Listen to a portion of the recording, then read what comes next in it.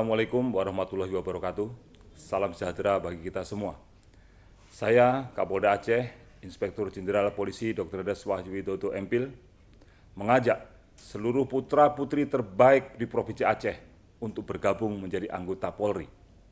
Melalui penerimaan calon anggota Polri yang bersih, transparan, akuntabel, dan humanis, serta bebas dari praktek KKN, sesuai dengan kebijakan prioritas Bapak Presiden dan Bapak Kapolri, yaitu membangun SDM yang unggul menuju Indonesia maju.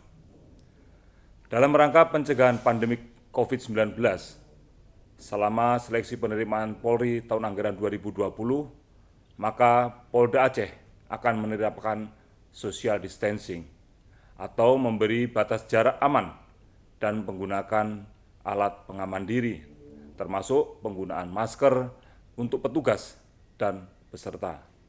Saya jamin penerimaan calon anggota Polri di Polda Aceh clean and clear, masuk Polri gratis.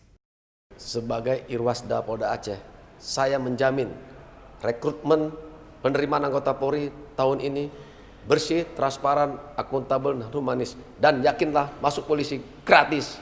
Saya, Karo SDM, siap melaksanakan perintah Kapolda Aceh, rekrutmen secara clean and clear. No calo, no suap, no KKN. Kami, panitia seleksi, menjamin rekrutmen yang bersih, transparan, akuntabel, dan humanis. Wassalamualaikum warahmatullahi wabarakatuh.